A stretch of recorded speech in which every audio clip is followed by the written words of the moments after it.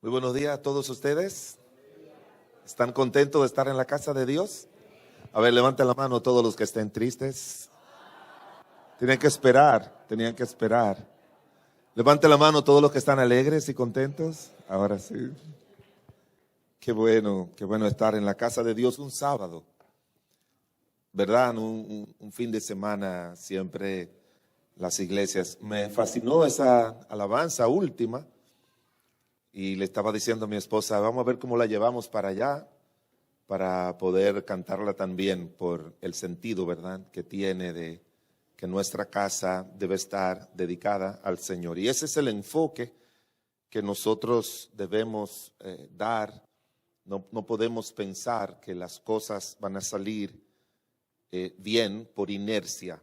O sea, que van a salir porque somos cristianos, todo va a salir bien con nuestros hijos. Hay una palabrita que se está usando mucho hoy en día en lo que es crianza y es la palabra intencional. Que nosotros tenemos que aprender a hacer todas las cosas de manera intencional. Yo siempre, todas las mañanas, como hoy, me levanto y tomo mis 40 minutos, una hora de oración para encomendarme al Señor, mi vida, mi familia, mi ministerio. Pero cuando mis hijos, y es como dice la Biblia en el libro de Mateo, capítulo 6, que cuando tú vayas a orar, tienes que entrar ¿dónde? En tu aposento. Y cierra tu puerta y pídele al Padre para que el Padre que te ve en lo secreto te recompense en público. Y yo lo sigo haciendo así. Mi esposa y yo nos levantamos, tomamos un cojincito cada uno de ellos. Se usa ese término, ¿verdad? Que tenemos para orar cada uno y nos vamos a un cuarto y oramos. Pero cuando mis hijos estaban en casa, yo oraba en la sala. Yo me arrodillaba en la sala donde estaban ahí el comedor, ellos estaban desayunando y yo a propósito en esa hora ya estaba orando.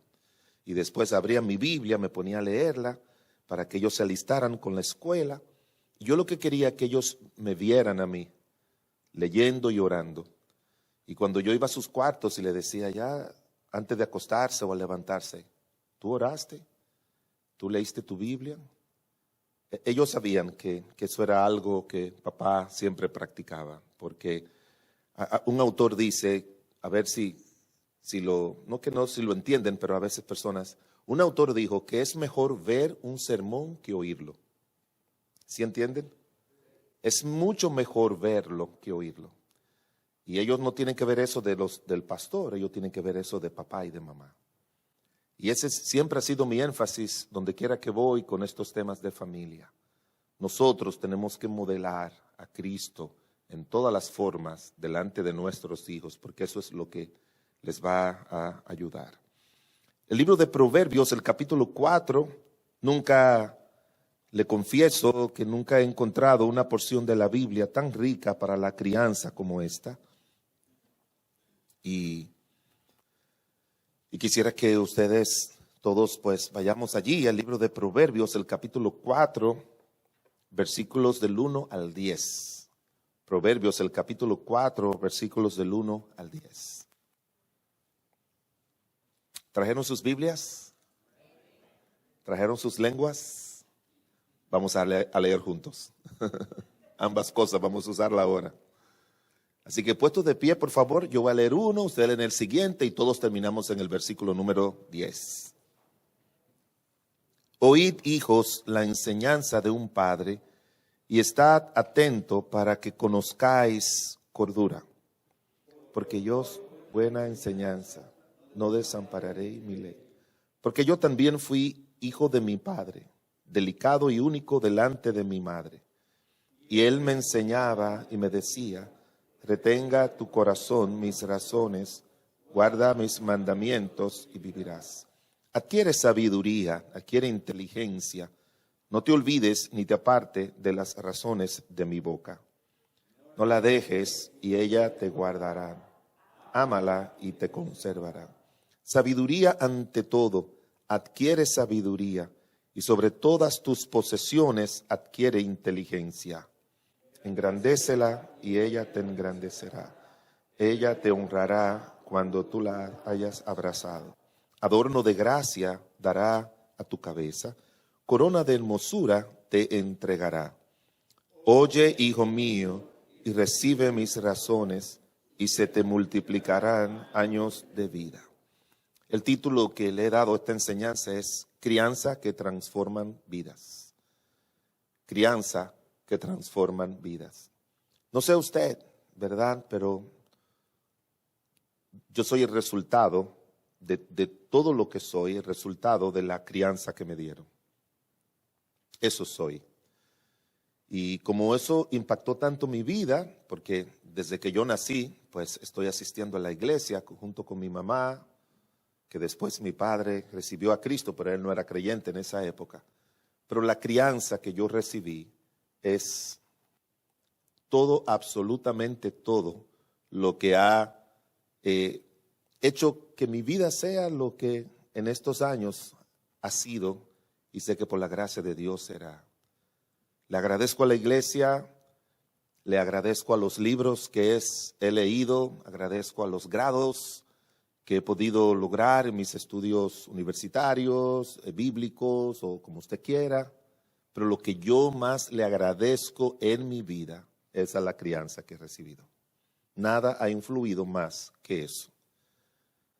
Puedo no recordar mucho de las prédicas que yo recibí cuando era un niño, un adolescente, un joven en la iglesia, pero no puedo jamás olvidar las buenas enseñanzas que recibí en casa de Dios, de la palabra de Dios. ¿Es esa la situación de sus hijos también? ¿Es esa? Sería bueno, porque lo que estamos leyendo aquí es un hijo hablando de su papá y se lo está transmitiendo a sus hijos. Y eso es exactamente lo que nuestros hijos hoy en día necesitan. Oremos. Padre bueno, estamos muy agradecidos de estar esta mañana y de tú poner en el corazón de esta iglesia este tiempo para enseñarnos lo que es nuestra segunda ocupación más importante en la vida. La primera eres tú y nuestra relación contigo y ser influidos y impactados por ti. Y la segunda es nuestra relación con nuestras esposas e hijos y cómo podemos nosotros influir e impactar en ellos. Oramos, Señor, para que tu glorioso y santo Espíritu nos guíe a la verdad y tú tome a este inútil siervo tuyo y traiga tu verdad y la ponga en lo profundo del corazón de cada uno de nosotros. Y si hay algún alma que todavía no tiene a Cristo como su Señor y Salvador, tú le traigas a tus pies. A ti sea la gloria y la honra en el nombre de Jesucristo. Amén, amén. Gracias, pueden sentarse.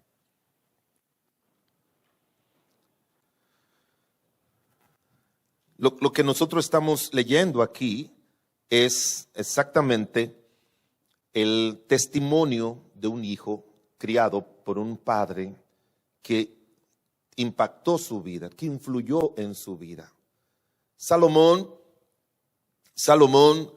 es el hombre que nosotros admiramos por su sabiduría, por su inteligencia, por su capacidad, por su don de mando, por su dirección, por la organización. Nadie trajo una época en la historia de la nación de Israel como la época de Salomón. Obviamente que Salomón llegó a ser quien fue por todo el trabajo de conquista y de estabilidad que le dio su padre David a la nación de Israel, porque Salomón no tuvo una sola guerra. Si usted lee en el libro de Crónicas, usted lee acerca de Salomón, en el libro de Reyes, él no tuvo una sola guerra. Su papá fue el que trajo guerras y ganó tal renombre, y al final, cuando él quería edificar el templo, el Señor le dijo: tú no lo puedes hacer porque tú has derramado mucha sangre. Que aunque era sangre justa, Dios fue que puso la espada en las manos de David para exterminar a esas naciones paganas, como ya sabemos en la Biblia. Pero Salomón disfrutó de un reino de paz. Ese reino de paz, él se lo debe a David, a su padre. El nombre de él viene del término shalom en el idioma hebreo, que significa paz. De ahí es donde viene el nombre de Salomón, un reino de completa paz. Y él se dedicó a instruir a su pueblo, pero también a instruir a sus hijos. Lo que me agrada de muchos de los personajes de la Biblia exitosos no es por sus logros dentro de su profesión o lo que hicieron, sino con su casa. Gente muy ocupadas tenían tiempo para formar a su familia. Y hermanos, esa es una excusa que hoy en día encontramos en muchos padres que están tan y tan ocupados haciendo dinero, sea en este país donde ustedes o han emigrado o a cualquier otro país o en nuestros propios países. Hay unas demandas tan fuertes del mundo y que queremos darle un nivel muy alto a nuestros hijos. Yo recuerdo una entrevista de un empresario dominicano que le dijeron que él es un inmigrante español y le entrevistaron y él le decía, el error que tiene esta generación es que nosotros, emigrantes que vinimos sin nada, es un emigrante español que vino sin nada, usted sabe lo que es sin nada, y se estableció en el país y pudo hacer empresa. Él dice, el error de nosotros, los padres, es que nos esforzamos en darle a nuestros hijos lo que nuestros padres no nos pudieron dar, en términos, ¿verdad?, económicos. Y él decía, pero nos olvidamos de darle lo que nuestros padres sí nos dieron. Honestidad, dedicación, responsabilidad, disciplina, principios, valores. Y eso es lo que hace que personas como él pudieran desarrollarse, no solamente en el sentido material, sino también en el sentido familiar. Porque todos los que se dedican a las cosas materiales y no se ocupan de sus familias van a fracasar. Porque como le dije ayer, alguien dijo que ningún éxito en la vida es comparado con el fracaso en el hogar. De manera que el éxito de una persona no está establecido por sus logros materiales, sino realmente por sus hijos, por lo que pudieron haber hecho con sus hijos. De manera que Salomón, todo lo que fue el resultado de la influencia de David. Y él está haciendo lo mismo con sus hijos. Los primeros 7 capítulos del libro de Proverbios, pudiéramos decir al leerlo que Dios no tenía la intención, Salomón no tenía la intención de escribir un libro para nosotros, porque si usted lee los Proverbios, en su gran mayoría fueron recapitulaciones que hicieron otros de lo que Salomón dijo. No fue que Salomón quizá lo escribió todo, pero todo parece indicar que los primeros 7 capítulos sí son escritos por él. ¿Y sabe por qué? Porque 15 veces aparece el término hijo mío. No estaba dirigido hacia nosotros, estaba dirigido a su hijo o a sus hijos. Eso era lo que estaba en mente. Porque como él dice aquí, eso fue lo que él recibió. Yo no sé si usted se asombra, pero hoy en día nos asombraríamos si le preguntáramos a un joven, si Dios te dijera, pide lo que tú quieras, como las historias de los genios, ¿verdad? Que aparece el genio y uno le pide un deseo, y ¿qué tú le pedirías? Y quizás todos los amigos de Salomón le dijeron, yo no entiendo por qué tú le pediste sabiduría a Dios, porque eso es algo como que no es tan necesario en la vida. De hecho, Dios mismo dice que él esperaba, y vamos a hablar humanamente, que él esperaba que Salomón le pidiera riqueza, la vida de sus enemigos y otras cosas más. Pero él le pidió sabiduría. Y yo la única razón que encuentro por la que un joven pudo haberle pedido eso a Dios por encima de todo, es porque si usted lee en el libro de Proverbios, el pasaje que leímos, él dice que su papá le decía, por encima de todas las cosas adquiere sabiduría. Y eso se le queda a los hijos ahí, como decimos hoy en día, en el disco duro de la mente y del corazón, y es lo primero que sale. Porque hermanos, la Biblia dice que de la abundancia del corazón habla la boca, pero el corazón, los únicos que pueden alimentarlos correctamente es o el mundo o los padres. Y en educación dicen que el que llega primero en el corazón de los hijos, ese es el que gana. Por eso nosotros los padres tenemos que llegar primero. al corazón de nuestros hijos. Porque si dejamos que el mundo y las instrucciones de hoy en día lleguen primero, usted puede estar seguro que lo que usted y yo le enseñamos va a ser cuestionados en la mente de ellos y no lo van a aceptar como principios y valores para cada uno de ellos. De manera, hermanos, que cuando hablamos de la crianza de calidad, la crianza que transforma, la crianza nutridora, es establecer una relación cercana e influyente con nuestros hijos desde los primeritos años de su vida. Tenemos un colegio cristiano allá, su servidor y mi esposa tuvimos que ir a la universidad para agarrar el título de poder dirigir el colegio, que es lo que se determina allá, y aprendí mucho de que la mayoría de los principios que se utilizan los grandes educadores de este mundo, que han influido en formar lo que son los principios de educación, ya estaban en la palabra de Dios, hermanos. Ya estaban. Uno de los principios que nosotros más nos enseñaban es que decían que la repetición es la madre de la enseñanza. Pero si usted va al libro de Deuteronomio, capítulo 6, el Señor le dice, y estas palabras que yo te mando estarán en tu corazón y las repetirás a tus hijos en todo momento, en todo lugar, al acostarse, al levantarse, mientras vaya por el camino. Todos esos principios que ellos sacan, hermanos, son principios para la formación de una crianza de calidad, que reciban la calidad de una buena crianza y el establecimiento de vínculos duraderos de los padres con los hijos trasciende a la presencia física de los padres. Eso es lo que más me gusta cuando comparo la vida de Salomón, que él está hablando aquí ya cuando su padre David ha muerto. Y yo, hermanos, les puedo decir, mi mamá hace como 7 años que falleció.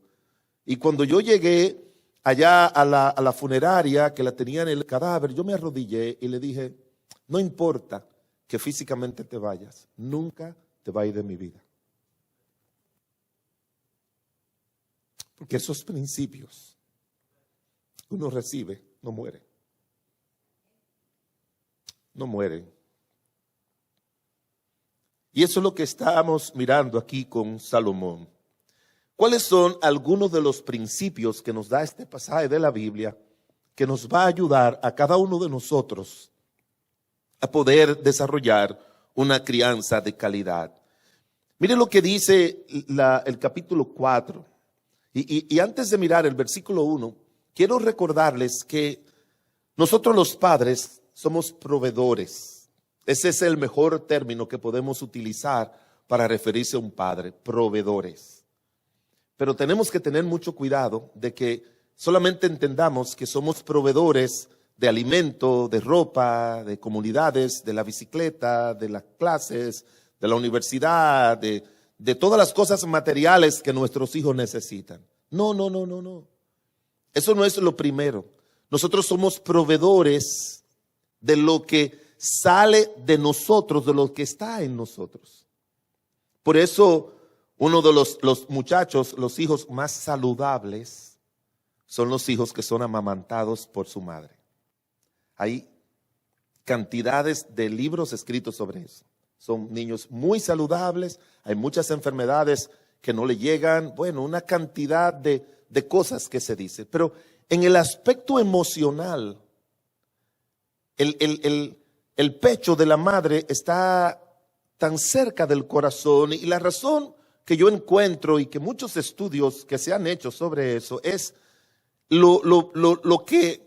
la atención, la valoración que el niño interpreta desde que nace con la cercanía que se establece con la madre. Yo les digo, ¿verdad? Yo tengo mucha educación secular por asuntos de mis ocupaciones. Y yo me asombro leyendo la cantidad de verdades que los que observan la familia y el matrimonio sacan, que coincide completamente con el diseño de Dios. Y se han escrito libros sobre eso, sobre la ventaja de amamantar. No es solamente por proveerle alimentos, sino unos elementos que producen esa cercanía, ese que cuando el niño siente una necesidad, en este caso de comer, rápidamente mamá va y se la suple. ¿Sí me entienden, hermanos? Mamá va corriendo y se la suple, pero se la suple cerca del corazón. No le regaña, no le grita, porque usted cuando un niño tiene hambre pequeño, no le grita, no le habla mal, no dice nada, usted se lo pone aquí. Y en nuestros países, yo conozco personas que fueron amamantados, niños hasta los 5 o 6 años. Así que ya usted se imagina todo lo que eso significa, esa cercanía. Y después, cuando ya el niño se siente como que comió mucho, entonces la madre se lo pone aquí para sacarle los gasecitos y después lo duermen. Todo eso, no se crea que es solamente un diseño de proveedor de alimentos. Eso también, todo lo que Dios hace, lo hace con un propósito material o físico, pero también lo hace con un propósito espiritual y también lo hace con un propósito emocional o afectivo, porque nuestros hijos necesitan todo eso recibir de nosotros. Entonces somos proveedores. Y aquí Salomón nos dice de cuáles cosas nosotros como padres tenemos que ser proveedores. Mire lo que dice el capítulo 4, versículo 1. Dice, oíd hijos. Oíd hijos. Solamente con esta frasecita quiero introducir el primer principio. Una crianza de calidad requiere que el rol de los padres como proveedores sean que ellos, número uno, que ejerciten la autoridad delegada. Óigalo bien, hermanos, póngame atención. El ser padre o madre es una autoridad delegada por Dios por nosotros. Y casi todos los que están aquí han trabajado bajo autoridad. Y saben que cuando una autoridad en su trabajo le dice algo, usted tiene que hacerlo al pie de la letra. De igual manera, hermanos, hijos no son alguien que nos pertenecen a nosotros. Son personas que le pertenecen a Dios. En el Salmo 127 dice, herencia de Jehová son los hijos. En otro versículo de la Biblia dice, he aquí Dios y los hijos que Él me dio. Lo presenta el ser padre no como un acto biológico, no como un acto de la voluntad de los padres, no como un acto del placer. Lo está presentando como una autoridad delegada. Así lo encontramos en toda la palabra de Dios. Asumir la función de padre es, repito, ejercer una función delegada por Dios, el cual es el dueño de nuestros hijos, el cual nos ha sido puesto con la obligación de criar nuestros hijos para Dios. El propósito de esa delegación de autoridad es para que nuestros hijos aprendan a obedecer, a vivir en sujeción primero a Dios que a nosotros. A veces creemos que un hijo es obediente solamente si nos obedece a nosotros. No, un hijo es obediente cuando nosotros les enseñamos a obedecer a Dios y a sujetarse a los mandatos de Dios de su temprana edad. El padre debe conocer cuáles son los deberes, cuáles son sus responsabilidades asignadas por Dios en su palabra y criar a sus hijos bajo ese esquema. Algo que ningún padre ha hecho, el varón ni la dama, es déjame ir a la Biblia mientras están embarazadas, ella está embarazada, sentarse los dos y hacer un listado de las demandas que Dios le pide al papá con los hijos y las demandas de Dios a la mamá con los hijos. Eso no se hace. No se hace. Creemos que es como algo natural, que es algo a veces que podemos decir, bueno, como me crió mi papá y mi mamá, yo voy a criar a mis hijos. Y déjeme decirle una cosa, si usted no fue criada o criado por un hombre, una mujer creyente, hay muchas cosas de la crianza de nuestros padres que si no nos planificamos correctamente, la vamos a repetir negativamente en la vida de nuestros hijos. La Biblia dice en el libro de Primera de Pedro, siendo rescatados de vuestra vana manera de vivir, la cual recibisteis de vuestros padres. Cuando estoy en consejería, me enseñaron que lo primero que uno tiene que ver es qué es lo que esas personas están reciclando de sus padres. ¿Qué es lo que, por qué esos aspectos negativos de su persona, identificar si eso fue parte de su crianza? Y en el 99.9% de las veces es así. Muchos de los males nuestros vienen de así. Pero mira, tus hijos necesitan que tú seas cariñoso con ellos. Yo le digo que tú le des un beso, un abrazo, para que crezcan emocionalmente sanos. No, a mí me criaron bien y a mí nunca me dieron un beso ni un abrazo. Eso yo lo he oído muchísimas veces. Pero tú tienes que decirle a tus hijos que tú los amas y los quieres. No, pero a mí mi mamá nunca me dijo eso, ni mi papá nunca me dijo eso. Hermanos, déjeme decirle que si usted no aprende a ser un creyente y un padre a la manera de Dios, y lo hace a nuestro Padre Celestial, y lo hace a la manera de nuestro Padre terrenal, va a errar en su crianza. Va a errar. Usted tiene que sentarse y decir, esto yo no lo recibí de mi papá ni de mi mamá, pero sí de mi Padre Celestial. Así que yo se lo voy a dar a mis hijos. Yo nunca recuerdo a mi mamá, a mi papá diciéndome que me aman, que me abrazaban, me daban un beso. Nunca, nunca, nunca. Sé que mi mamá me amaba entrañablemente, mi papá también, pero yo nunca recuerdo eso. Pero leyendo, estudiando la Biblia y otros libros, me di cuenta de lo importante que es eso. Y sobre todo cuando un autor dijo algo con lo que ustedes no van a estar de acuerdo conmigo en la primera parte, aunque sí en la segunda. Ese autor dijo que los hijos no necesitan ser amados. ¿Están de acuerdo?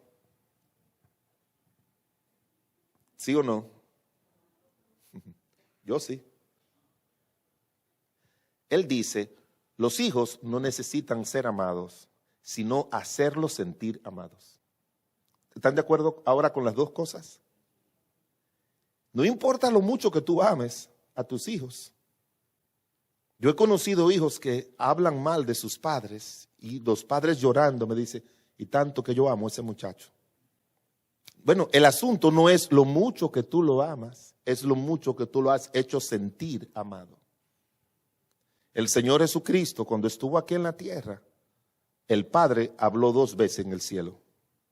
Y las 2 veces Él dijo lo siguiente, este es mi Hijo amado, en el cual tengo complacencia. Pero yo no creo que se lo dijo por ellos. Es un recuerdo a su Hijo. Estamos separados, nunca lo habíamos estado, pero tú cuentas con mi amor. Tú cuentas con mi amor, porque eso es una confirmación. Mis 3 hijos se casaron con cónyuges que no tuvieron padre. No lo tuvieron. Uno lo perdió cuando tenía 2 años. Otra nunca lo ha conocido y la otra lo conoció 1 o 2 veces en su vida. Uno de ellos me dijo, usted es lo más cerca a un padre que yo he tenido. El otro me dijo, el esposo de mi hija me dijo, yo quiero que usted me trate y me aconseje como si fuera su hijo. Usted no sabe lo que es ser huérfanos.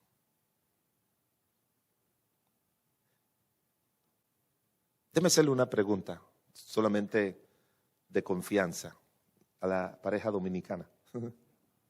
¿Sus hijos son huérfanos? ¿Están seguros? Habría que preguntarle a ellos. Usted dirá, pastor, eso es una pregunta tonta porque ellos están aquí vivos. No. Hoy en día se dice que hay muchos hijos huérfanos de padres vivos. ¿Sí me entienden, hermanos? ¿Sabe por qué? Porque solamente son progenitores, pero no padres. Son solamente la gente que me trajo al mundo, pero no trajo el mundo de Dios a mi vida. Y eso es lo que nuestros hijos necesitan hoy en día. Hacerlos sentir amados, pero es una autoridad delegada por Dios, delegada para dirigir, porque el que dirige es la persona que tiene la capacidad de tener una vida recta, sabia y piadosa. Nadie puede dirigir si no tiene ese ejemplo de vida seria, recta, sabia y piadosa. El que dirige una autoridad, ordena. Eso significa que impone reglas, normas, límites y mandatos. Nuestros hijos necesitan crecer con límites, con reglas. En la psicología popular, hoy en día, los psicólogos mandan a los padres a negociar con los hijos. Hermanos, con los hijos no se negocia. Con los hijos uno debe ceder en algunas cosas. Pero con los hijos lo que estamos es para establecer límites, reglas y principios, para cuidarlos y protegerlos, pero no para negociar con ellos. Hijo, tú tienes que estudiar. No, que yo no quiero estudiar. Bueno, si tú estudias, te voy a dar un permiso para tal cosa. No. You have to, como dicen en inglés. Tú tienes que hacerlo. Nosotros no podemos negociar. Otros dicen que tenemos que ser amigos de nuestros hijos. Mire, eso es cuando ya los hijos tienen 40 años, 50 años. Usted puede ser amigo de ellos. Pero mire, los hijos, aunque ya tengan 50 años, ellos no necesitan tener a los padres de amigo. Lo que más disfrutan los hijos es tener a sus padres como padres. Porque amigos lo pueden conseguir ellos por ahí. Pero tenemos que ser consejeros, asesores, eso sí. O tener una relación cercana, salir a divertirnos, nosotros jugamos, nos gusta mucho el béisbol en nuestro país, pues yo voy con mis hijos a ver el juego de béisbol, si ellos me invitan a cualquier cosa, como si fuera un hijo, como si fuera un amigo, vamos y conversamos y hablamos. Pero tenemos que aprender a ordenar. La persona que está en autoridad es alguien que guía, y que guía a través del ejemplo, pero también es la persona que supervisa. Una autoridad es alguien que está supervisando. El término supervisar es mirar por encima. Es un término en griego que se llama episcopo. Es el que está por encima supervisando a los que están bajo su cuidado. Es una actitud de vigilancia, de inspección y de cuidado para ayudarle siempre y guiarle en el paso del camino. De manera que la autoridad debe ejercerse con firmeza y con amor, como hace el Padre Celestial con nosotros, sus hijos. Se requiere también misericordia, compasión, justicia, cualidades que emplea nuestro Padre Celestial en su trato con nosotros, que somos sus hijos por adopción. Una de las cosas más tristes que encontramos en la Biblia es el encuentro de Dios con Elí. ¿Sí conocen a Elí? Sus hijos eran impíos, dice la Biblia, terribles. Eran grandes ya, hombres de 40 y tantos años. Y nunca Dios le llamó la atención a esos muchachos. Nunca. Usted lee el primer libro de Samuel, capítulo 2 y 3, y usted nunca encuentra a Dios. Y eran sacerdotes.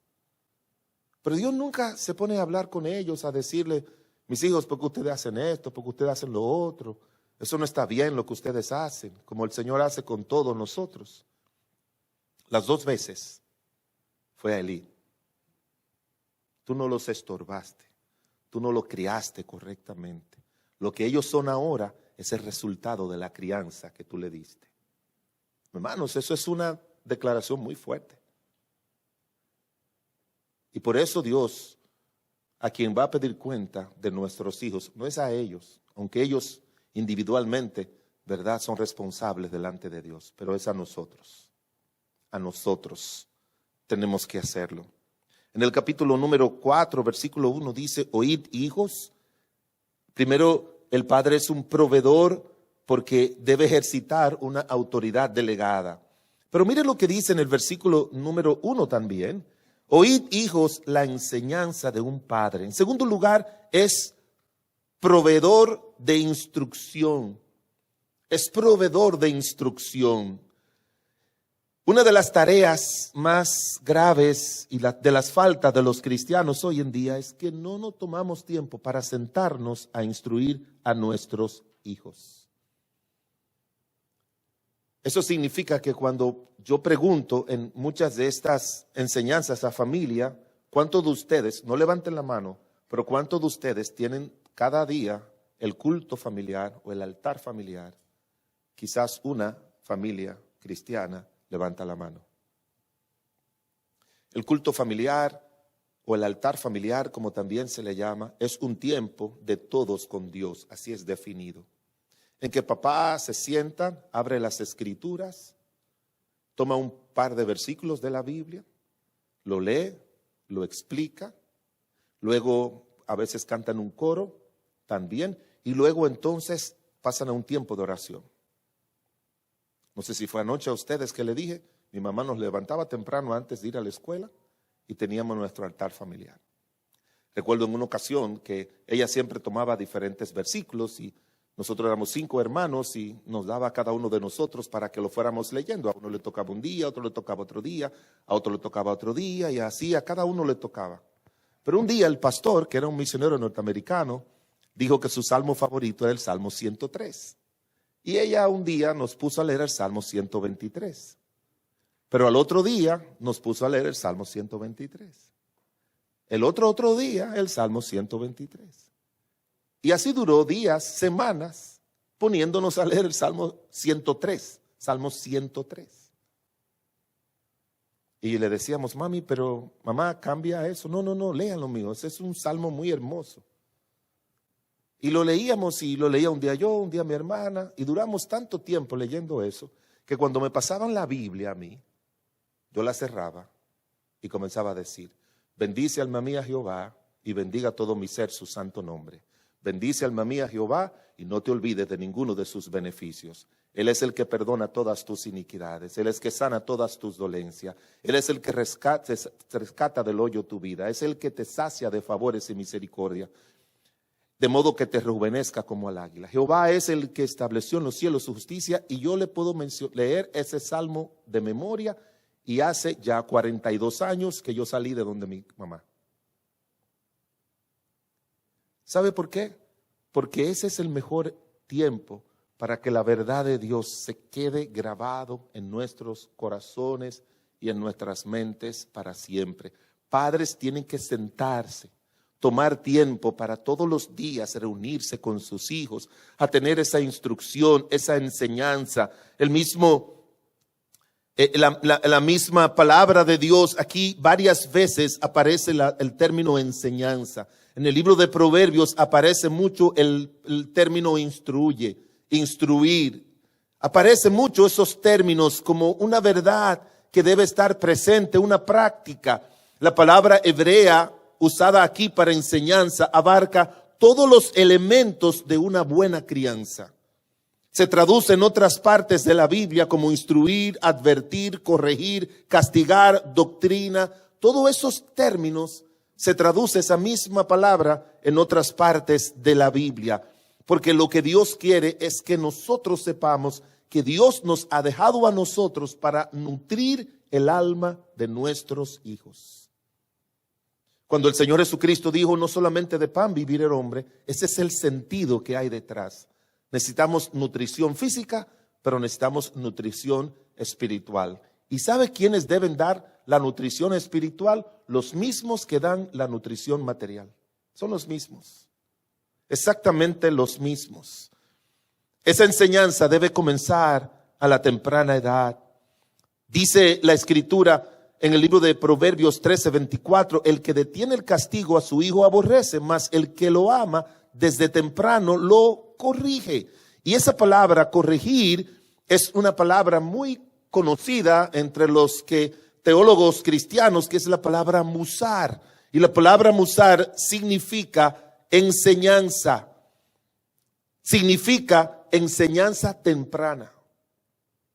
Vuelvo a repetirle, ¿sabe lo que dicen en educación? Que los primeros 7 años de la vida de un niño son los más determinantes a lo que ese niño va a ser en el futuro. Los primeros que comenzaron con escuela cristiana fueron los católicos. Y los católicos tenían un lema que decía: dame un niño de 1 a 7 años y te lo haré un católico el resto de su vida. Porque ellos entendían la importancia de formar la mente, el alma y el corazón de una persona. Pero eso es la iglesia, hermanos. Lo correcto bíblicamente no es la iglesia, ese es el principio de ellos. El principio divino es el hogar, los padres. Que somos nosotros los que tenemos que dar esa instrucción temprana.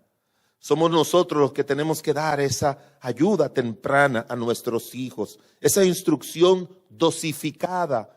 ¿Sabe lo que significa? Que en la medida en que van creciendo, le vamos dando un poco más, y un poco más, y un poco más. Cuando usted lee la posología de las medicinas, siempre dice, para niños de 0 a 12 a 11 años, 3 goticas. Para personas de 13 años en adelante, 6 gotitas. Siempre está esa parte dosificada. Y ese es el tipo de enseñanza que nosotros debemos dar. Esa enseñanza estuvo presente en la vida de Salomón hasta que su padre murió. Cuando usted lee acerca de la relación que estableció David con Salomón, fue una relación de enseñanza. Y tú, Salomón, hijo mío, dice primer libro de Crónicas 28, versículo 9, y tú, hijo mío, reconoce al Dios de tu padre y sírvele con corazón perfecto y con ánimo voluntario, porque Jehová escudriña los corazones de todos y entiende todo intento de los pensamientos. Si tú le buscares, lo hallarás, mas si lo dejare, él te desechará para siempre. Dice la palabra de Dios en Primera de Crónicas 28, 9. Él da esos testimonios siempre de la transmisión que él recibió de su padre David a su hijo Salomón. Y en capítulo 4 de Proverbios es Salomón haciéndolo con sus hijos. Hermano, nosotros no solamente tenemos que criar a nuestros hijos, tenemos que criar a los descendientes de nuestros hijos. Porque al formarlos a ellos, ellos van a formar a sus hijos y así sucesivamente. Ayer les hablaba acerca de Enoc, que Enoc fue un hombre que caminó con Dios. Y vemos como Matusalén y luego Lamed y luego vemos a Noé, que dice la palabra de Dios que también caminó con Dios como un resultado de lo que pasó con su padre. De manera, hermanos, que por favor tome tiempo. Muchas de las, leyendo, yendo a conferencias, estudiando mis estudios, muchas de las cosas que yo oía y leía decían, wow, si yo hubiese aprendido eso cuando mis hijos tenían 5 años. Y me quedaba como con esa tristeza. Pero el Señor me decía por su espíritu, tú tienes tiempo todavía, tienes tiempo. Así que lo comenzaba a hacer. Nacieron mis hijos, crecieron, como le dije ahorita. Yo no le daba un beso, un abrazo, no le decía que los amaba, porque yo nunca recibí eso de mis padres. Pero leyendo ya cuando eran adolescentes, me di cuenta que eso era importante y comencé a hacerlo con ellos. La primera vez que yo le daba un beso, un abrazo, me miraban como papi solamente manda y corrige y castiga. Yo nunca he visto a papi dando besos ni abrazos. Pero yo lo seguía haciendo y diciéndole, yo quiero que ustedes lo hagan con sus hijos también, porque eso es lo correcto, que sean afectuosos, que sean cariñosos.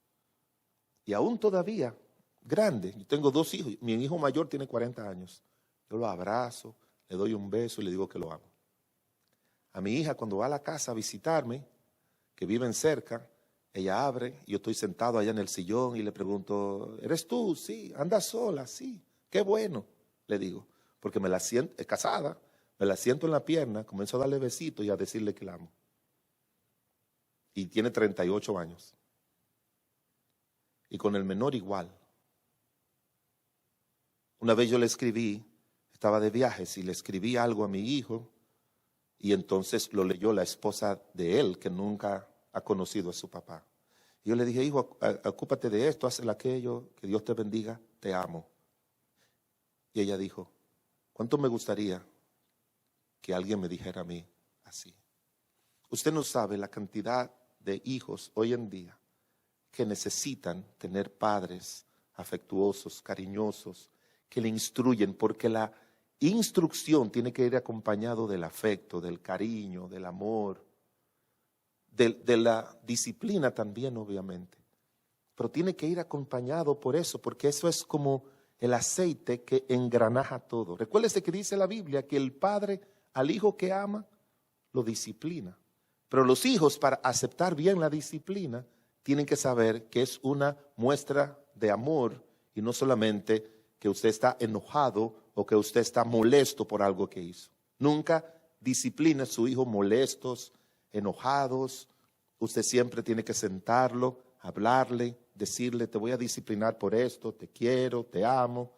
No es que tiene que darle un sermón largo, porque después los hijos se acostumbran a eso. Usted tiene la varita quizás en la mano si son niños pequeños y usted comienza a darle un sermón y el hijo le va a decir, mira, ya ya dame los 2, 3 variticas y que me va a dar, pero no me sermoné porque me estás como predisponiendo. No, pero hágalo. La instrucción, hermanos, no se lo deja a la iglesia. Si yo pudiera decirle eso, todas las enseñanzas, no se la deje a la iglesia. La iglesia no está llamada a instruir a nuestros hijos. La iglesia está llamada a reforzar lo que nosotros los padres hacemos en la casa. Son reforzadores, que cuando el niño llegue a la iglesia y la maestra le diga que tú tienes que aprender a amar al Señor, que ellos digan, qué bueno porque mi papá ya me lo dijo. Que tú tienes que ser responsable, que tú tienes que vivir una vida santa. Háblele a sus hijos sobre la santidad. Enséñele a sus hijos sobre la santidad, la pureza de su cuerpo. No te dejes tocar, no dejes que alguien ponga tu mano por acá, no se la ponga nadie. Hágalo así, porque esa es la instrucción que ellos requieren hoy en día. En el capítulo 4 y el versículo número 3, mire otro principio que también encontramos aquí. Dice, y él me enseñaba, porque yo también fui hijo de mi padre, delicado y único delante de mi madre. Ya vimos que los padres son proveedores son una autoridad delegada por Dios para que sea una crianza que transforme. Son una autoridad delegada por Dios. Son los proveedores de la instrucción, pero también son proveedores de una crianza personalizada. ¿Sabe lo que significa personalizada? Que aunque hay reglas generales para todos nuestros hijos, la manera en que nosotros nos relacionamos con ellos tiene que ser de una forma individual, porque no son iguales. Siempre decimos, los hijos no son iguales, igual como los dedos de la mano no son iguales. Y a veces nos olvidamos de eso, de que los hijos no nacen todos iguales, que no tienen la misma personalidad, no tienen el mismo temperamento, son diferentes. Y dice la palabra de Dios que David tuvo muchos hijos, pero la idea con la que fue criado es que él dice, yo fui hijo de mi padre. Es como si él fuera el hijo único. Yo fui hijo de mi padre, yo. Es como el mismo David, que esa relación que él estableció con el Señor. Yo creo que lo correcto gramaticalmente era que David dijera, Jehová es nuestro pastor y nada me faltará. Pero él no utiliza ese pronombre en plural. ¿Qué es lo que él dice? Jehová es mi pastor. Cada uno de nosotros tenemos que tener una relación personal con el Señor, como si el Señor fuera el único Dios de una sola persona, que soy yo. Nuestros hijos tienen que sentir una crianza personalizada. Yo fui hijo de mi padre, delicado y único de mi madre. Ahí sí pareciera ser que Betsabé no tuvo otros hijos que no sea Salomón. Parece que no tuvo más hijos con Urías Eteo, que fue su esposo, porque David la mandó a buscar y la hizo su mujer. Ya usted sabe el resto de la historia. Y dice la Biblia aquí, yo soy único de mi padre. Y esa crianza personalizada tiene que venir de ambos padres. Estaba contando los hijos que tuvo David y eran como 30 hijos que tuvo. Pero la forma en que él crió a Salomón lo hizo sentir como si fuera un solo hijo. Como le dije, la frase hijo mío aparece 15 veces en los primeros 7 capítulos, pero aparece 23 veces en todo el libro de Proverbios. De manera que se ve que el interlocutor principal a quien él estaba escribiendo era a los hijos. Formar a los hijos, guiar a los hijos. La crianza personalizada es mover la voluntad de los hijos a vivir para Dios, enseñándole los preceptos y estatutos divinos, modelando el padre en todas las acciones importantes de su vida frente a sus hijos. Y es claro, hermanos, que Salomón llegó a ser el resultado de la inversión que hizo su papá y su mamá. No solamente su papá, sino su papá y su mamá. Porque uno de los problemas en este mundo, hay 2 grandes problemas en crianza. Uno son, en mi país, yo no sé aquí, pero en mi país, una de las tragedias que yo le puedo decir más grave es la cantidad de niños de hogares monoparentales. Eso en estudios que se han hecho en la universidad allá, eso es terrible. Cuando decimos monoparentales es que han crecido solamente con mamá. Muy pocos con papá. Y eso hace que le falte ese aspecto que da papá o que da mamá en su ausencia. El libro de Proverbios tiene 7 versículos introductorios, pero formalmente, oiga bien, formalmente, el libro de Proverbios comienza con el versículo 8 que dice: oye, hijo mío, la instrucción de tu padre y no desprecie la dirección de tu madre. Así es como comienza formalmente. Y el libro de Proverbios es un libro que escrito por Dios, que nos capacita para la vida con los demás. Vivir una vida sabia con los demás. No quiero alargarme mucho, pero solamente ayudarle un poquito. Cuando usted va a la Biblia y una persona dice: déjame abrir la Biblia mitad. La Biblia tiene 1189 capítulos, 31.163 versículos. Y lo que se encuentra la mitad de la Biblia es el Salmo 108, versículo 9. Usted abre la Biblia mitad y lo que le va a caer es el libro de Salmos, el más largo. Y usted se pregunta: ¿por qué es el más largo? Porque el libro de Salmos, tú no vas a aprender doctrina, tú no vas a aprender de crianza, tú no vas a aprender de trabajo, tú no vas a aprender sobre nada de la vida. El libro de Salmos es exclusivamente dedicado a nuestra relación con Dios, que es lo más importante en la vida de una persona. 150 capítulos dedicados a eso. Salmos de alegría, salmos de tristeza, salmos imprecatorios, donde tú hablas acerca de la venganza, ¿verdad? Unos salmos que parecen como muy fuertes, pero es cuando tú estás luchando con los enemigos. Salmos que hablan de la protección, porque lo más importante es nuestra relación con Dios.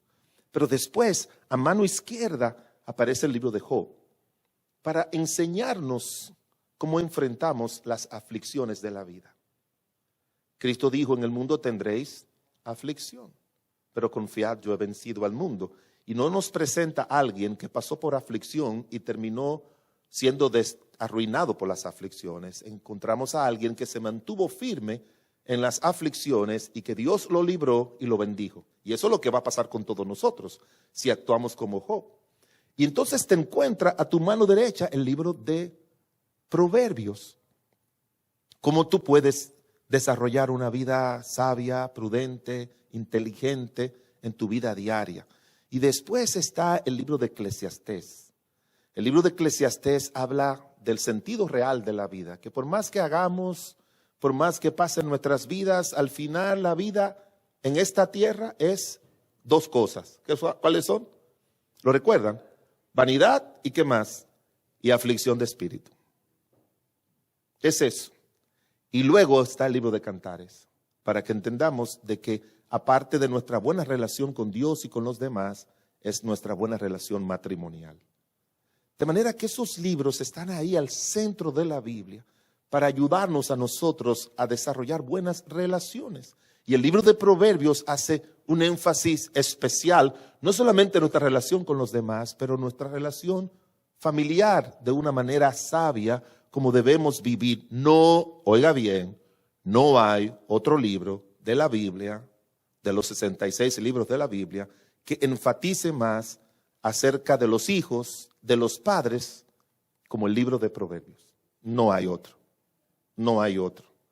Algunos dicen que es un libro que Dios aunque los versículos y capítulos no son originales de cuando fue escrito la Biblia originalmente, pero de una manera sabia, el libro de Proverbios tiene 31 capítulos y algunos para aprender duran varios meses leyendo un capítulo al día, cada mes, para poder adquirir todas esas capacidades que necesitamos para la crianza, pero también para nuestra relación en la vida.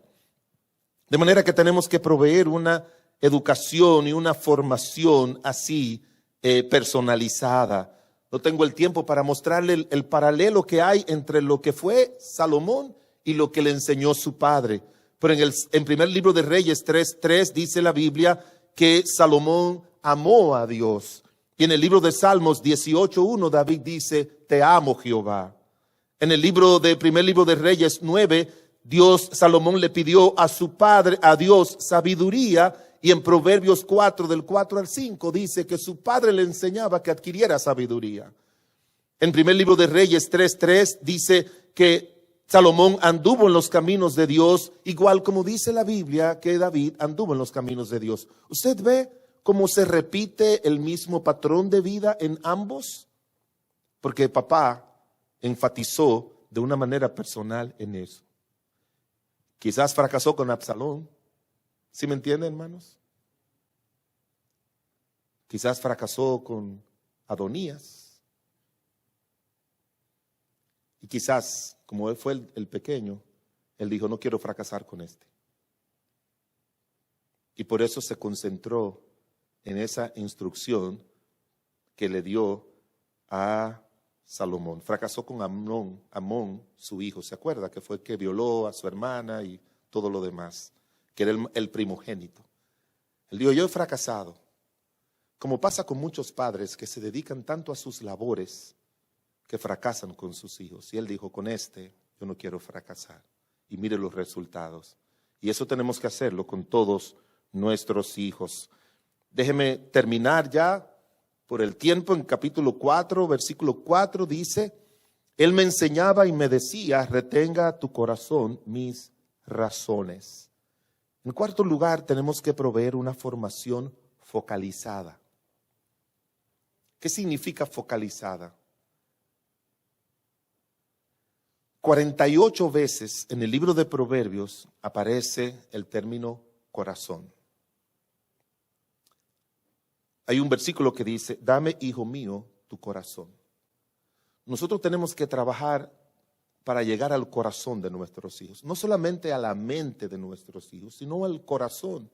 Porque del corazón salen los pensamientos, del corazón salen los sentimientos y del corazón sale la voluntad. Es el término que se usa mucho en la Biblia para hablar acerca del lugar ejecutivo de un ser humano, por decirlo así. El alma se refiere a otras cosas, el espíritu a otra cosa, pero del corazón es que más se menciona eso. Y el mayor reto de los padres es ganar el corazón de los hijos, que ellos lleguen a confiar en sus padres, que deben aprender a confiar en Dios y en las enseñanzas de sus padres.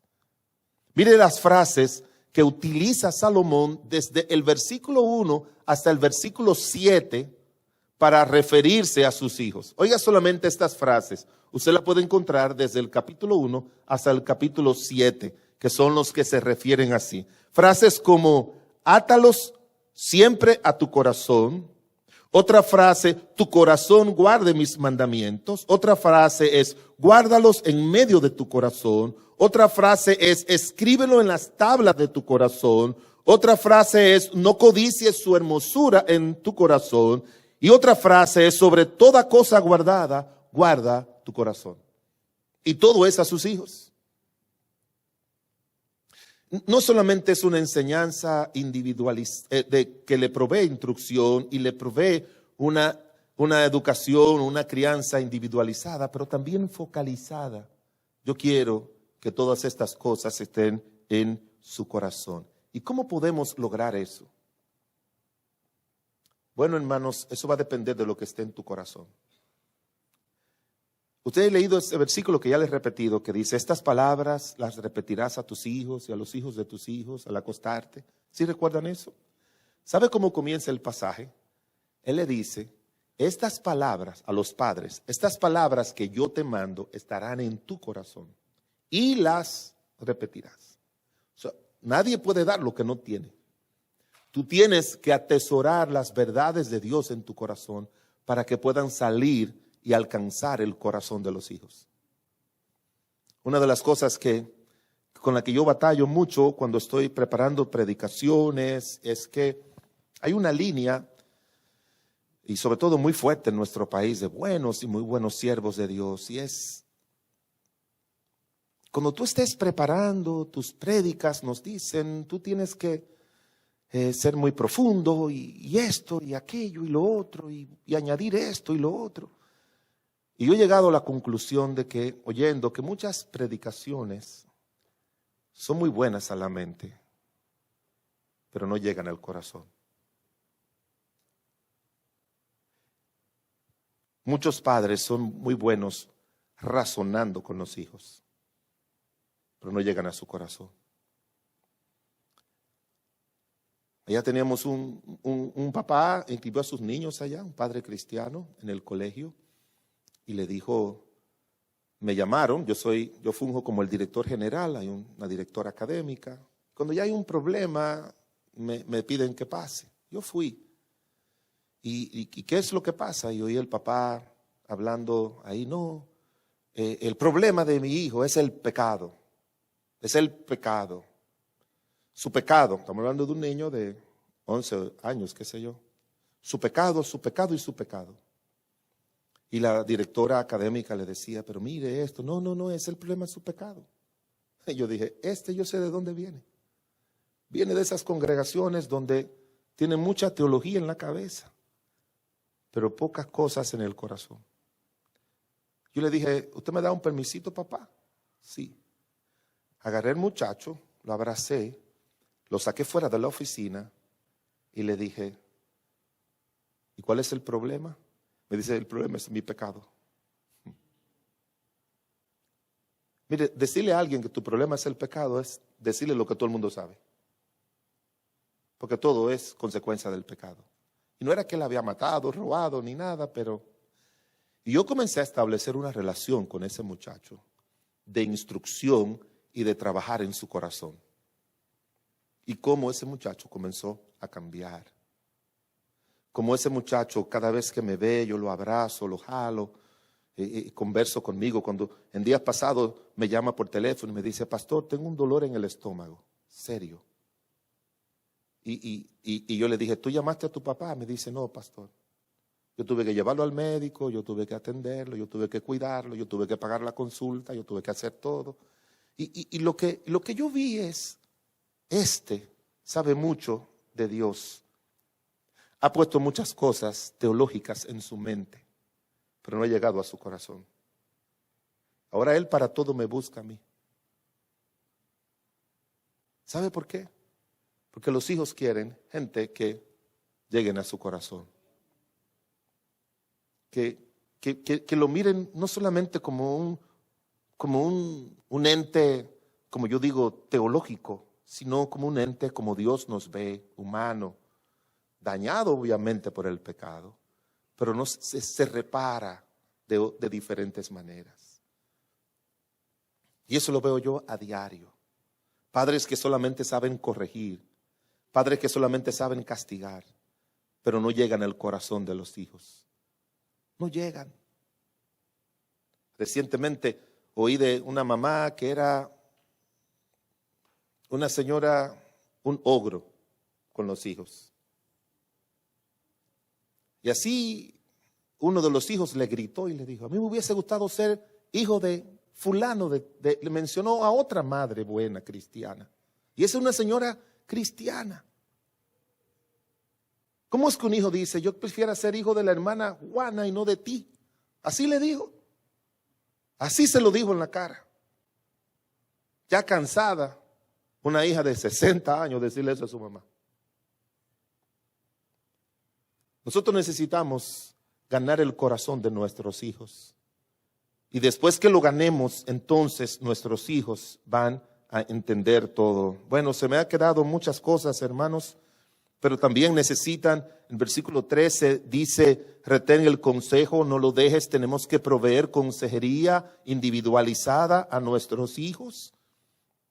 Eso es importante. Y la consejería, hermanos, como siempre le estaré diciendo en toda esta mañana, tiene que ir acompañada de un buen ejemplo.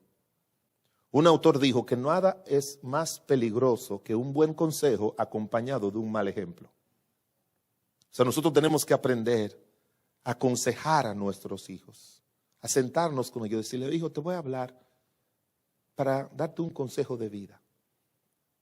Que podamos crear ese vínculo con nuestros hijos. Dice, y por último dice en Proverbios 4:14, dice: no entres por la vereda de los impíos, ni vaya por los caminos de los malos. Déjala, no te apartes de ella. Déjala, no pases por ella. Apártate de ella, pasa, porque no duermen si no han hecho mal, y pierden sus sueños si no han hecho caer alguno, porque comen pan de maldad y beben vino de robos. Y por último, hermanos, tenemos que proveerle lo que yo he dicho: advertencias contextualizadas. ¿Qué significa advertencias contextualizadas? Son los avisos, las alertas sobre la existencia inminente de los males propios de la época y el peligro que eso puede traer a su vida. Son avisos con intención de de prevenir un daño. Siempre tenemos que estar haciendo eso. Mire, en los primeros 7 capítulos, y siempre le enfatizo eso, en el capítulo 1, versículo 10 dice: evita el engaño de los pecadores. Que dice: hijo mío, si los pecadores te quisieran engañar, ¿usted lo ha leído? No consienta. Le hace esa advertencia. En capítulo 1, versículos 12 al 15 le habla acerca de los peligros de los vicios. Mira, hijo mío, ahora se vende el cannabis por ahí, pero eso es una droga dañina y perversa y aditiva. Cuando te digan que pruebe esto, pero no se lo diga cuando tiene 20 años. Se lo puede decir a los 20, a los 22. Pero por favor dígaselo cuando ellos tienen 7 años, cuando tienen 6. Yo me sentaba a veces a ver algo en la televisión con mis hijos cuando estaban pequeños y daba un anuncio de ron o de cerveza o de cualquier bebida alcohólica, de whisky. Yo le decía: hijo, esas no son cosas que un ser humano necesita para la vida. No importa quién te lo diga. Te lo puede decir un amigo, te lo puede decir un libro, te lo puede decir una iglesia. Hay iglesias que creen que eso no es nada malo, que dicen que lo malo es embriagarse. Pero déjeme decirle algo. No me gusta cuando los impíos hablan mejor que los incrédulos, que los creyentes. Pero leí de alguien que dijo que los vicios llegan como visitantes, se quedan como huéspedes y después se vuelven amos. Usted tiene que tener mucho cuidado con... La Biblia dice que un poco de levadura leuda toda la masa. Yo nunca en mi vida he probado, se lo digo con gozo, con alegría, y creo que es así: ni cerveza, ni alcohol, ni ron, ni cigarrillo, ni whisky, nada de eso, nada de eso. He vivido bien, he vivido saludable, he disfrutado mi vida. Esa generación mía fuimos formados así. Hoy en día son padres más modernos y cristianos más modernos. Pero mientras, como dice la Biblia en el libro de Proverbios, no deje la senda antigua que establecieron tus padres. ¿Usted lo ha leído eso? No la deje. No la deje. Mi tesis en la universidad fue sobre el alcohol. Y tengo un libro que se llama La familia alcohólica, que tuve que leerlo casi completo. Y esa gente dicen que si uno viene de un hogar alcohólico, todos los hijos van a ser alcohólicos. Todos. Solamente que ellos dicen que hay dos tipos de alcohólico: alcohólico mojado y alcohólico seco. El alcohólico mojado es aquel que por venir de un hogar alcohólico bebe alcohol. Y alcohólico seco es aquel que odia el alcohol, pero aprendió a tener conductas propias de un alcohólico. Eso le llaman el alcohólico seco. Afecta, hermanos, afecta increíblemente. Ese libro lo tengo allá, se llama La familia alcohólica. Cómo el alcohol daña, cómo los hábitos tóxicos, que ellos dicen que son tres, que es alcohol, droga y cigarrillo. Esos hábitos tóxicos dañan. A mí me da vergüenza oír amigos míos, predicadores, decir: no, eso no es nada, una cervecita, un poquito de ron, un poquito de whisky, que eso no es nada. Yo lo digo en todos los escenarios: mantenga esas cosas fuera de la vida suya y de la vida de sus hijos. No los necesitan, no lo necesitan para nada, para nada. La Biblia habla en contra de eso. En capítulo 1, versículo 16 al 19, habla de los peligros de la mujer extraña. Mire, usted ha leído eso. Yo estaba, dice él, yo estaba en la ventana y vi a un joven falto de entendimiento que venía caminando y le salió una mujer alborotadora al camino. Y le dijo: ven a mi casa, que mi esposo se fue y se llevó el dinero y no vendrá nada. Y lo vi como iba el buey al matadero. ¿Usted ha leído eso? ¿Cuándo vivió Salomón? Como 5,000 años atrás. Y ya él estaba mirando los peligros sexuales. Para que su hija de 14 o 15 años, su hijo, no se vaya con la novia o con el novio, no estén fornicando por ahí. Mi mamá oraba y decía: tú no eres niña, pero yo quiero que tú llegues virgen al matrimonio. Y llegué. Y así mis hermanas. Me lo decía años atrás cuando no habían esos peligros. Háblele en contra de la pornografía. Háblale de que todas las enfermedades, la mayoría de las enfermedades que no tienen cura son enfermedades de transmisión sexual. Dígaselo. Métale miedo. Y después dígale: pero cuando te cases vas a disfrutar de algo muy bueno con tu esposo y tu esposa. Para que no le tengan miedo a las relaciones sexuales, sino a cómo se hacen fuera del matrimonio. ¿Sí me entiende? Le habla en el capítulo 6 acerca de las consecuencias del adulterio a los casados. Oh no, yo le digo, hermanos, nunca en mi vida, en todos los años que tengo predicando de la familia, hay una verdad que me gusta más compartir que esta, porque es la que nos ayuda a criar a nuestros hijos con una calidad tal que ellos, por la gracia y la misericordia del Señor, puedan un día nosotros verlo y disfrutar. Cuando yo estoy predicando, hermanos, no hay una emoción más grande. Ahí no donde está, más o menos donde está el hermano Carlos, por años se sentó, ahora con la pandemia no está llegando, pero se sentó la primera alma que yo guié a Cristo cuando mi esposa y yo, siendo novios, comenzamos la iglesia donde yo he sido pastor por 42 años. Y siempre me daba gozo, alegría verlo ahí. Y ver 3 de los primeros 12 que yo bauticé en el año 1980. Yo, un muchacho de 23 años. Me daba gozo, me fortalecía en mi ministerio. Yo decía: gloria a Dios, que todavía están, que siguen fieles, que sirven al Señor. Cada vez que predicaba, veía las almas que yo personalmente, en nuestro tiempo de evangelismo, los jueves, familias, he podido llegar a los pies de Cristo. Pero llegó un tiempo en que el Señor cambió mi gozo. Así que ya no me fijaba ni en este, ni en aquel, ni en el otro. ¿Sabe cuál es el gozo mío?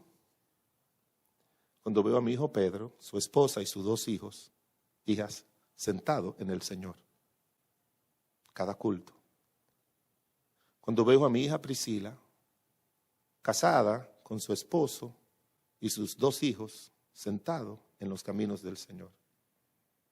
Cuando veo a mi hijo menor, Joel, con su esposa y sus 2 hijas, sentado en el templo, caminando con el Señor. Los casé a los 3, los bauticé, ya bauticé a la nieta mayor. Juan dice, no tengo yo mayor gozo que este, que ver que mis hijos andan en la verdad. Y aunque se lo dice a los hermanos de la iglesia, pero búsquelo, que sus primeros hijos no deben ser los hermanos de la iglesia, sino sus propios hijos. Pastores, ¿qué fue lo que usted hizo? Nada, hermanos. No me atribuyo nada, ni yo ni mi esposa. Solamente encomendamos nuestros hijos al Señor, hicimos lo que Él dice que hiciéramos y Él se encargó de guiarlos a Cristo y de conseguirles esposas para el Señor, porque siempre les decimos, no te enamores de incrédulos, siempre enamórate de una muchacha cristiana, espera, no te acueste con ellas, no te acueste con él, no tengan relaciones, siempre se lo decíamos, vivan una vida santa y todos los días, porque verlo no es una victoria, es solamente un recordatorio de que Dios quiere seguir haciendo lo mismo. Y todos los días, 3 veces al día, yo me arrodillo a orar y las 3 veces oro por cada uno de ellos para que el Señor los guarde y los sostenga. Y le voy a decir como mi mamá me dijo. Mi mamá un día me dijo, yo quiero, hijo mío, que tú vivas para Dios y que le sirva. Y le estoy pidiendo que aunque yo no esté y no pueda orar contigo, Él no se olvide de mi petición. Y yo le oro al Señor, Señor, aunque un día yo no esté, que tú sigas haciendo tu obra en mis hijos. Pero eso es fruto, hermanos, de cuando nosotros hacemos lo que dice, Dios va a hacer su obra en ellos. Padre bueno, te damos infinitas gracias por concedernos el privilegio, la bendición, Señor, de ser hijos tuyos y de tener hijos y criar hijos. Ayúdanos a hacerlo de una manera correcta. Ayúdanos, Señor, con tu poder y tu gracia. Que tu Santo Espíritu nos guíe. Que tu Santo Espíritu ponga una carga en nuestros corazones para tu gloria y honra. En el nombre de Jesús.